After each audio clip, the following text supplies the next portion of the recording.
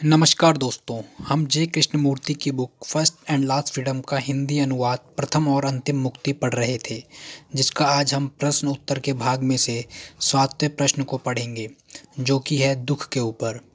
कृष्णमूर्ति से किसी ने पूछा कि पीड़ा और दुख का क्या महत्व है।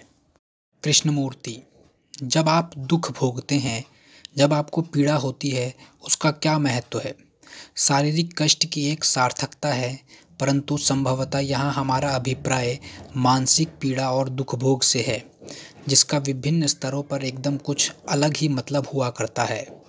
दुख का महत्व क्या है? आप क्यों दुख की सार्थकता को जानना चाहते हैं? अभिप्राय यह नहीं कि उसका महत्व नहीं है, हम उसका ही तो पता लगाने जा रहे हैं, परंतु आप उसे खोजना क्यों चाहते हैं? आप यह क्यों पता लगाना चाहते हैं कि आप दुख क्यों भोगते हैं? जब आप अपने से प्रश्न करते हैं, मैं क्यों दुख भोगता हूँ, और दुख के कारण की खोज करते हैं, तो क्या यह दुख से पलायन करना नहीं है? जब मैं दुखों के निहितार्थ की खोज करता हूँ, तो इसका मतलब यही हुआ ना कि मैं उसकी उपेक्षा कर रहा हूँ, उससे बच रहा हूँ, उससे दूर भाग रहा हूँ। यह तथ्य है कि मैं दुख भोग रहा हूँ, परंतु जैसे ही मेरा मन इसके साथ कुछ करने लगता है और कहता है, भला क्यों, तो मैं दुख की तीव्रता को धुंधला कर देता हूँ। दूसरे शब्दों में, हम दुख को कम करना चाहते हैं, उसका शमन करना चाहते हैं, उसको नज़रअंदाज करना चाहते हैं। यकीनन इससे हमारे दुख की समझ में इजाफा नहीं होता। दुख से दूर भागने की इच्छा से जब मैं निजात पाऊंगा, तभी मैं यह समझना शुरू करूंगा कि दुख की अंतर्वस्तु क्या है। दुख है क्या? विक्षोभ, परेशानी, शारीरिक रूप से और अवचेतन के विभिन्न स्तरों पर। यह एक तीव्र एवं गहरा विक्षोभ है जिसे मैं पसंद नहीं करता। मेरे पुत्र की मृत्यु हो गई है। मैंने इसके इर्द गिर्द अपनी आशाएं संजो रखी थी, या अपनी पुत्री के अथवा अपने पति के इर्द गिर्द। मैंने उसमें वह सभी लक्षण प्रतिष्ठित कर दिए थे जो मैं उसमें चाहता था, और उसे मैंने अपनी एक संगी साथी के रूप में मान लिया था। आपको तो यह सब पता ही है। अब अचानक वह चला जाता है, इसलिए अब मेरे भीतर एक विक्षोभ, एक तूफान उठ खड़ा होता है। इसी विक्षोभ को मैं दुख कहता हूँ। अगर मैं इस दुख को पसंद नहीं करता, तो मैं कहता हूँ, मैं क्यों दुख भोग रहा हूँ। मैं उसे इतना प्यार करता था, वह ऐसा था, वह मेरा था। मैं शब्दों में, विशेषणों में, विश्वासों में पलायन करने की कोशिश करता हूँ, जैसे कि हम सब करते हैं।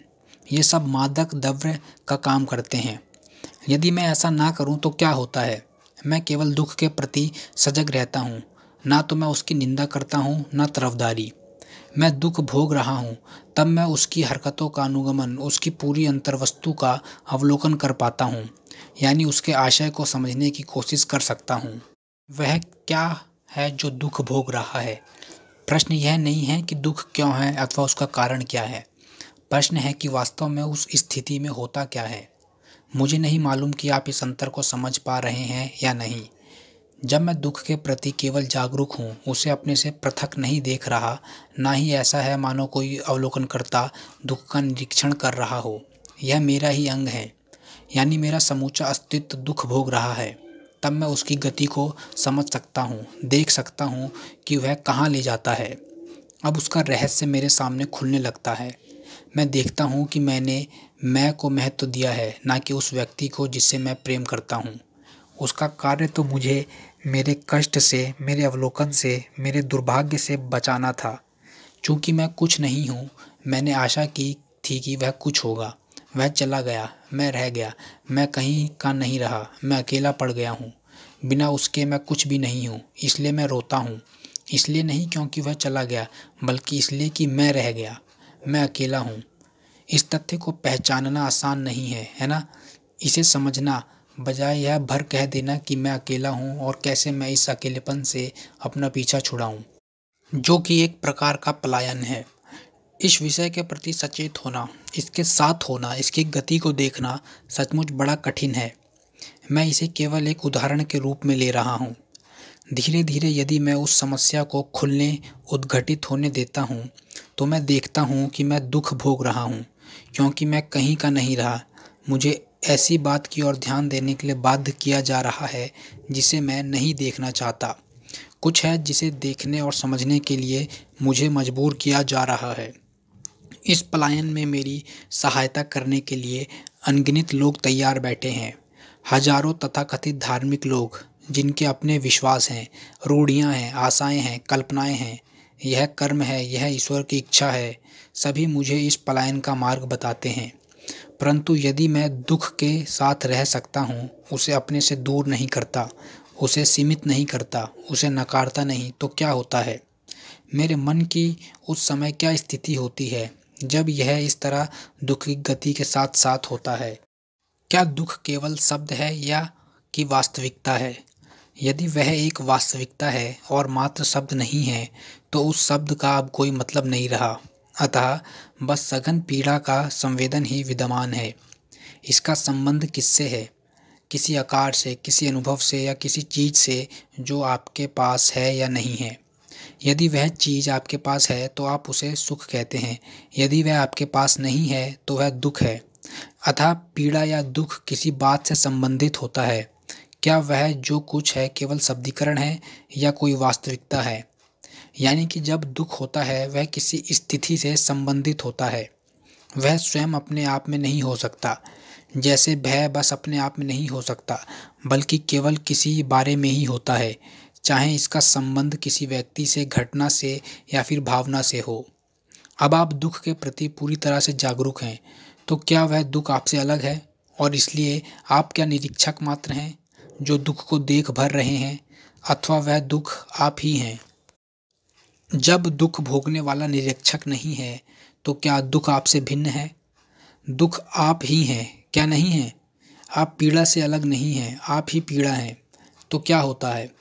अब यहाँ कोई लेबल, नाम देना नहीं, उस दुख को दूर हटाने का कोई बहाना नहीं। आप बस वह दुख, वह एहसास, वह पीड़ा का बोध हैं।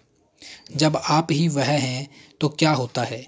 जब आप उसे नामांकित नहीं करते, जब उसके विषय में कोई भय नहीं है, तो क्या केंद्र का, मैं का उससे संबंध है? यदि केंद्र उससे संबंधित है तो वह उससे भयभीत है।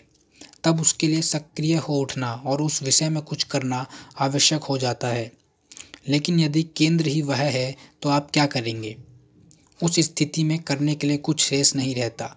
यदि आप वह हैं और आप उसे स्वीकार नहीं कर रहे, उसे कोई संज्ञा नहीं दे रहे, उसकी उपेक्षा नहीं कर रहे, यदि आप ही वह अवस्था है, तो क्या होता है? आप कहेंगे कि तब आप दुख भोगते हैं। निसंदेह अब एक अमूल परिवर्तन होता है। अब इस अवस्था में मैं दुख भोग रहा हूँ ऐसी अनुभूति नहीं रहती, क्योंकि दुख भोगने के लिए कोई केंद्र नहीं रहता, और केंद्र तभी दुख भोगता है जब हमने इस बात का परीक्षण नहीं किया होता कि वह केंद्र क्या है। हम केवल शब्दों और प्रतिक्रियाओं के बीच ही जीते हैं। हम कभी यह नहीं देखते, देखो तो, कि वह हस्ती क्या है जो दुख भोगती है। दबाव और अनुशासन के जरिए हम इसे नहीं देख पाएंगे। इसे अभिरुचि के साथ, सहज सोच समझ के साथ देखने की जरूरत है। तब आप देखेंगे कि वह चीज़ जिसे आप दुख अथवा पीड़ा कहते हैं, जिससे हम बचते हैं, और अनुशासन वगैरह सब नदारद हो चुके होते हैं। जब तक मैं किसी चीज़ से उसे अपने से बाहर मानकर संबंधित नहीं होता, कोई समस्या नहीं होती। जैसे ही मैं किसी चीज़ को अपने से बाहर देखकर रिश्ता जोड़ता हूँ, समस्या आ धमकती है। जब तक मैं दुख को अपने से बाहर कुछ मानता हूँ, मैं दुखी होता हूँ, क्योंकि मैंने अपना भाई खो दिया है, क्योंकि मेरे पास संपत्ति नहीं है, क्योंकि यह नहीं है, वह नहीं है। मैं उसके साथ एक संबंध स्थापित करता हूँ और वह संबंध मिथ्या है, काल्पनिक है। परंतु यदि मैं ही वह विषय वस्तु हूँ और यदि मैं इस तथ्य को देख लेता हूँ, तब सब कुछ बदल जाता है। बात ही कुछ और हो जाती है। तभी पूर्ण अवधान, समग्र अवधान संभव है, और जिसे पूरे ध्यान से देख लिया जाता है वह समझ में आकर विसर्जित हो जाता है। इसलिए भय नहीं रहता और दुख शब्द का अस्तित्व ही समाप्त हो जाता है। तो दोस्तों, यह प्रश्न यहीं ख़त्म होता है। उम्मीद करता हूँ आपको अच्छा लगा होगा और समझ में भी आया होगा। अगर अच्छा लगा तो वीडियो को लाइक करें, चैनल को सब्सक्राइब करें, and finally thank you for your valuable time.